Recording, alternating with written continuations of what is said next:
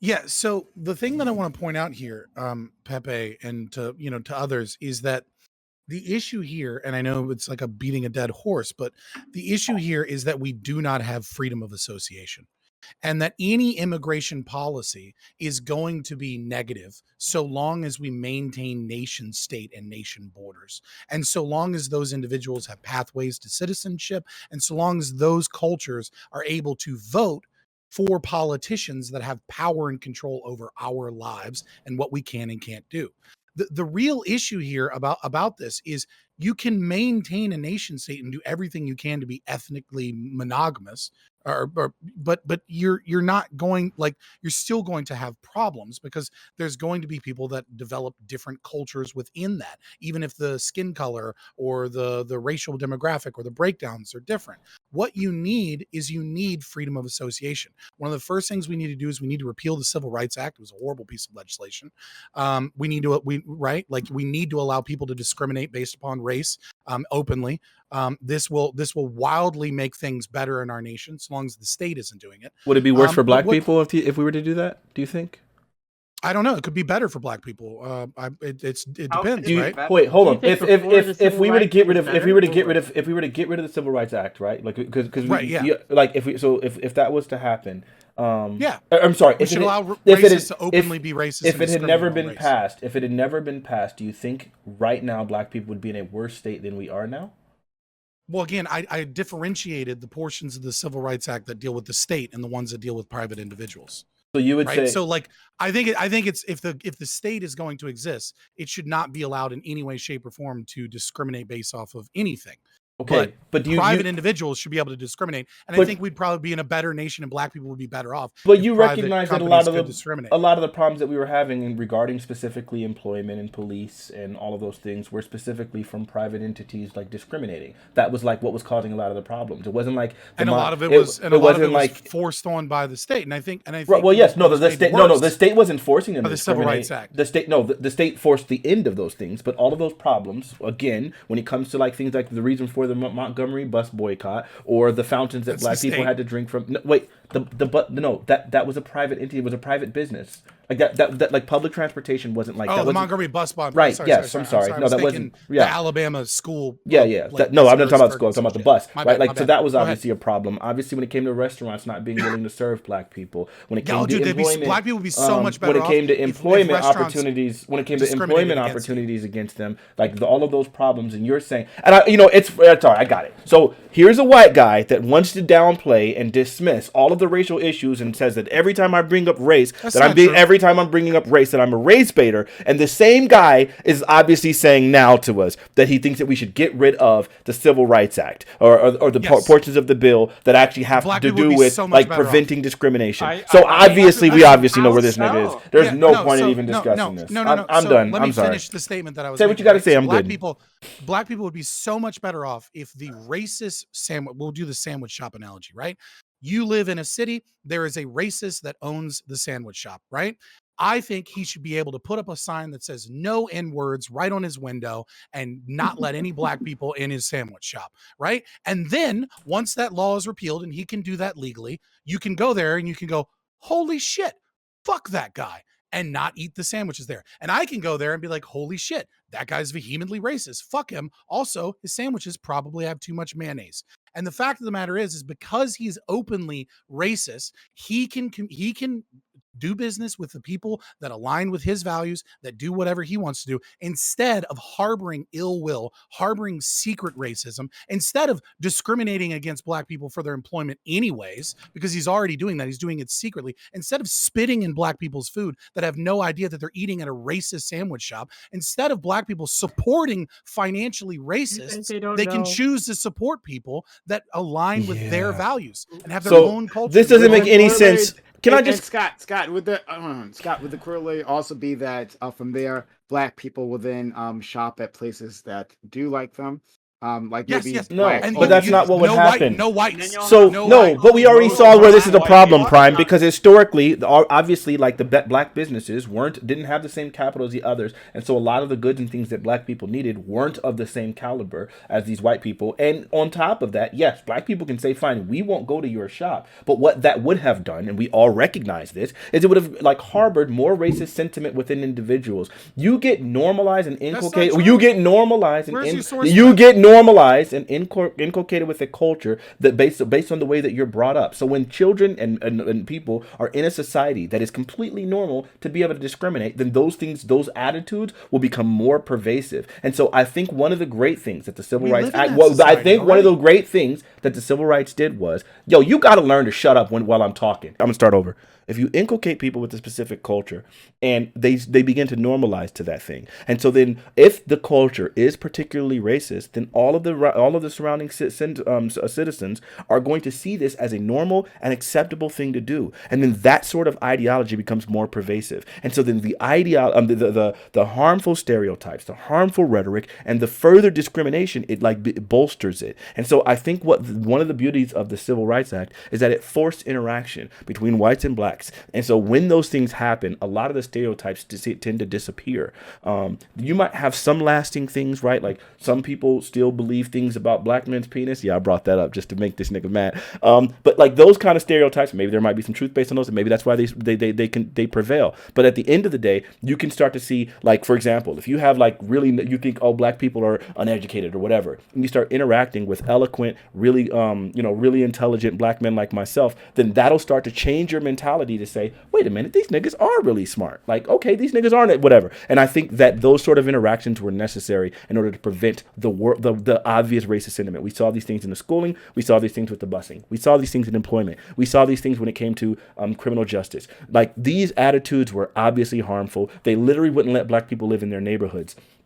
Redlining was atrocious. We're all aware of it. That led to some of the biggest economic depravity that's happened. And yes, that was something that was done by the government, but it was something that was widely accepted within those communities, and people chose to live there specifically within that. And that also is what led towards white flight. That's not the government. That's the citizens maintaining these evil stereotypes and this evil terrible ideology specifically around black people, towards black people. Of course you are, because you're the racist and everyone knows that. So then, at the end of the day, we can see these civil rights acts actually were really, really, really beneficial, and any sane person can see that. I could go through his nothing 30 points that he made, but I just want to. I'll be real quick. Just real quick question to Fanatiq.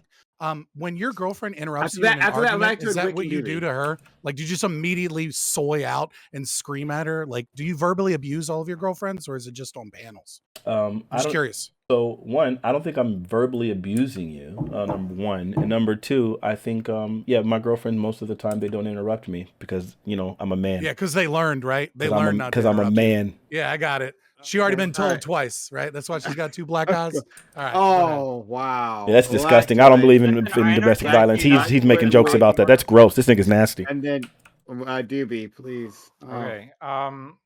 So in somewhat defense of Scott, I do think it's interesting how Fanatiq, don't do that. Fanatiq, one of the things you brought up was that was successful was the Montgomery bus boycott, right? Mm-hmm. And I think this is an example of exactly what Scott's talking about, right? You got a bunch of people who are upset at the discrimination, and so they boycott. They say, we're not going to use this service, we're going to boycott it. Mm-hmm. And they lost so much money that they had to concede, and they had to be non-discriminatory in order to actually survive. Yeah. I mean, I think what you said, I think highlights a fundamental, probably a very fundamental value distinction, which I think is why there's going to be disagreement here, that an irreconcilable disagreement. Okay, but can we stop right there though? Can we stop at the bus first and just address that? We can, because my next is not really going to be a controversial statement. What you said was, you're in favor of kind of this forced interaction.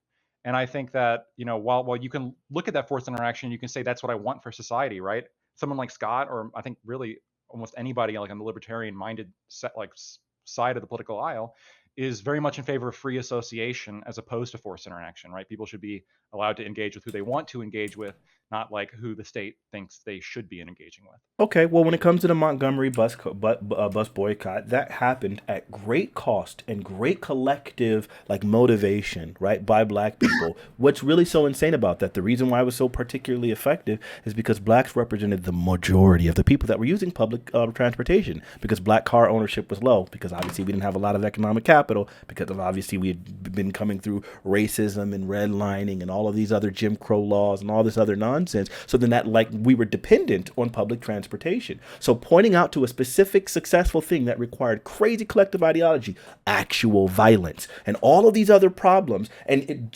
insane coordination, right? Like and financial investment, right? And all of these inconveniences, from making sure that people were able to like we're gonna carpool to all of our locations. We're gonna set up these private taxis by the few black people that do have cars, and all of this stuff that was required, and saying, see, that was successful, and then thinking that same thing is going to apply to some random general store that only a few people use, that the majority of white people will continue to support and would continue to exist without that, right? No, that doesn't make any sense there. That's why these things are widely different. Talking about a public entity, a private entity that's literally solely dependent on black people and still willing to be racist towards them, despite this boycott, right? So then I don't know how you don't think that this wouldn't be the exact same thing that would happen to grocery stores, except black people wouldn't be able to collectively like bring anything to them to prevent it, right? Because they would say, hey, well, you guys only represent 10% of our income. The freak does it matter if you guys decide to boycott us? In fact, now we'll get more support from white folks because of the fact that you guys decided to boycott us,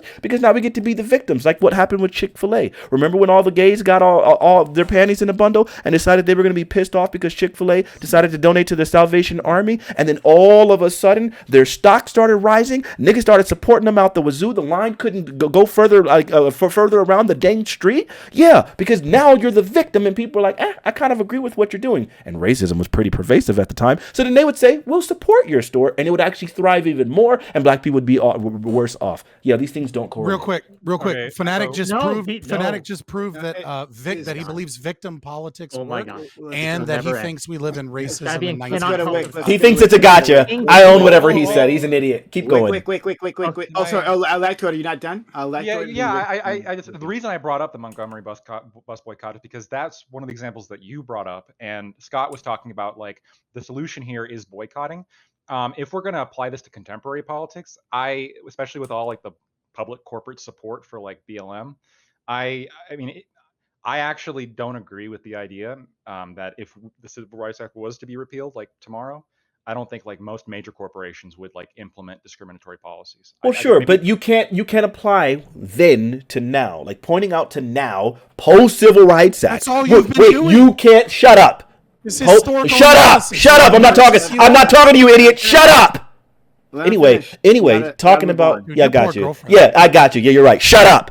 So talking about then to now, if you look at like, obviously this is post-Civil Rights Act. So now all of these things have happened where we've had this forced interaction, where now we've had this integration in these communities. You've had people that have been friends and grown up and all of these things together. So now that we can all see this, now in hindsight, people can see, okay, so some of the stereotypes and things that we've held against black people are bad. Now they can actually rally behind this. Without the Civil Rights Act and this forced integration, some of those places would have still refused. You saw that even after the Civil Rights Act, we still had to send the National Guard in order to escort people, after Brown versus Board of Education, to escort people into forcing them into these schools because they still weren't going to do so. Huh? No. That was in the 50s, and the Civil Rights Act was 65. But real quick, sure. Would you be in favor right now of, so would you take the stance that like, okay, well, it was needed, but now we're at a stage where we can, allow free association without state intervention, or do you think that we still need it? No, I would say that we still need it because I think there's still plenty of sex in society where they would like eventually regress, like really, really hard body. And I think the idea of like creating legislation because we recognize problems and then taking away that legislation when you can't really identify any severe problems that are happening from it seems a little ridiculous to me. Like if you can point and say civil rights is doing this really harmful thing and so we need to get rid of it, then I would maybe say, okay, yeah, based on what you're pointing out to me, that makes sense. But if all we can say right now is this was the problem and civil rights solved a bevy of different problems, and we're saying like this is the reason for this legislation, and you want to undo that? I don't understand why. It doesn't make any sense logically. Well, I get the point. I just, the last thing I want to say is that I understand the concern you have. I just think that where Scott's coming from and where I'm coming from to some extent is that, with freedom, I suppose, like, there is cost, right? Like, does the freedom to marry who you want to marry, does that have like demographic implications? It probably does, right? Does freedom to allow Chick-fil-A to have like their, policy platform, does that have implications? It probably does. But, at the end of the day, free association means free association. It means that, Yeah, that's where all the problems forced. come from. I reject the idea that they're negative consequences. Like finish your point. Well, I mean, there might be like negative, like societal consequences. Maybe you reject that. I mean, that's just an empirical question that we'd have to see play out. We've seen it. We saw it before the act was passed. What do you mean? We'd have to see like if it was removed, like what sort of negative implications could happen, right? But at the end of the day, it's more of, I think, a principle issue of, I shouldn't be forced to marry who I don't want to marry. I shouldn't be forced to cohabitate with who I don't want to cohabitate with, and I probably shouldn't be forced to like work with somebody I don't want to work with. Okay, like, that's kind of like the libertarian creed, right? No, we got to move on. We got to move on. All right, Yeah.